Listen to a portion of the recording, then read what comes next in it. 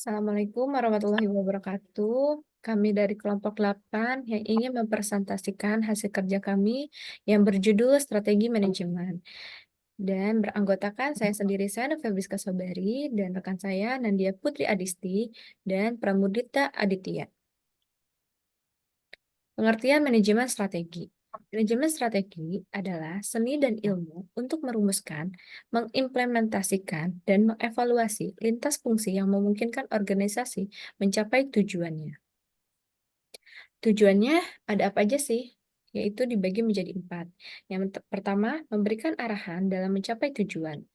Manajemen strategi bertujuan untuk mengarahkan sumber daya perusahaan agar selaras dan efektif dalam mencapai tujuan perusahaan.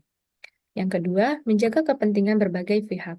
Strategi yang disusun mempertemukan kebutuhan berbagai pihak terkait seperti karyawannya, pemegang saham, dan masyarakat untuk memastikan kesuksesan kebijakan yang dibuat. Yang ketiga, mengantisipasi perubahan. Perusahaan dapat mengantisipasi perubahan dan menyiapkan pedoman untuk adaptasi dan pengendalian, memperluas kerangka berpikir secara preseptif. Dan yang terakhir yaitu efektivitas dan efisiensi. Strategi bertujuan untuk mengkonsentrasi upaya pada peningkatan efisiensi dan efektivitas organisasi, memastikan bahwa sumber daya yang digunakan secara optimal. Rencana manajemen strategi yaitu proses yang dilakukan suatu organisasi untuk menentukan arahan dan strategi yang ingin dicapai secara bagaimana untuk mencapainya. Tahapan manajemen strategi, yaitu dibagi menjadi 3. Yang pertama, perumusan strategi yaitu mencakup pengembangan visi dan misi, identifikasi peluang dan ancaman eksternal organisasi, menentukan kekuatan dan kelemahan internal. Yang kedua, implementasi strategi, yaitu mengharuskan perusahaan untuk menetapkan tujuan tahunan, menyusun kebijakan, memotivasi karyawan, dan mengalokasikan sumber daya agar strategi yang dirumuskan dapat dijalankan.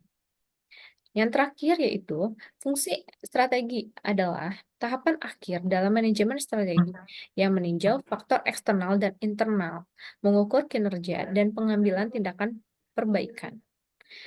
Selanjutnya akan dijelaskan oleh Pramudita Aditya. Baik, selanjutnya ada fungsi dari manajemen strategi. Yang pertama ada penentuan arah dan tujuan. Yang kedua ada analisis dan pengambilan keputusan. Yang ketiga alokasi sumber daya. Yang keempat pengembangan dan implementasi strategi. Yang kelima pengawasan dan evaluasi. Selanjutnya, manfaat dari manajemen strategi. Manfaat utama dari manajemen strategi adalah untuk membantu organisasi merumuskan strategi yang lebih baik melalui penggunaan pendekatan yang lebih sistematis, logis, dan rasional untuk pengambilan keputusan. Selanjutnya ada istilah-istilah dalam manajemen strategi. Yang pertama yaitu keunggulan kompetitif. Manajemen strategis adalah tentang mendapatkan dan mempertahankan keunggulan kompetitif. Istilah ini dapat didefinisikan sebagai aktivitas apapun yang dilakukan perusahaan dengan sangat baik dibandingkan dengan aktivitas yang dilakukan oleh perusahaan pesaing, atau sumber daya apapun yang dimiliki perusahaan yang diinginkan oleh perusahaan pesaing. Sebagai contoh, Apple hampir tidak memiliki fasilitas produksi sendiri dan saingannya, Sony, memiliki 57 pabrik elektronik. Apple hampir sepenuhnya bergantung pada produsen kontrak untuk produksi semua produknya.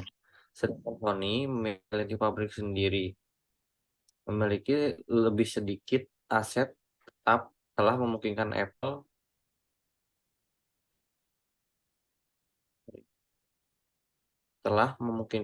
untuk tetap ramping secara finansial. Yang kedua, para penyusun strategi berbeda.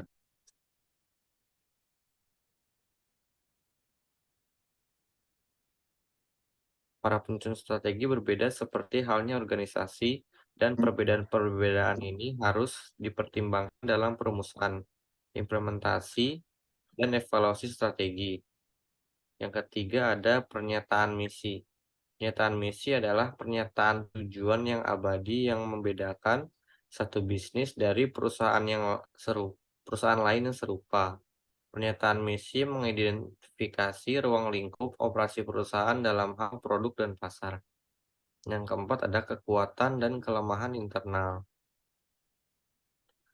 Kekuatan dan kelemahan internal adalah aktivitas organisasi yang dapat dikontrol yang dilakukan dengan baik atau buruk. Hal ini muncul dalam aktivitas manajemen, pemasaran, keuangan atau akuntansi, produksi atau operasi, penelitian dan pengembangan, dan sistem informasi manajemen. Yang kelima ada tujuan jangka panjang. Tujuan dapat didefinisikan sebagai hasil spesifik yang ingin dicapai oleh sebuah organisasi dalam mengejar misi dasarnya. Jangka panjang berarti lebih dari 1 tahun. Selanjutnya ada strategi.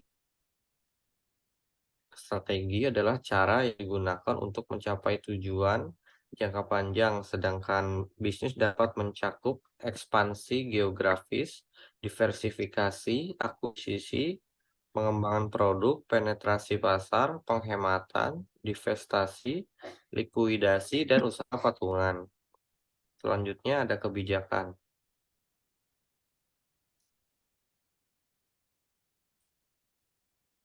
Selanjutnya akan dilanjutkan oleh Nandia.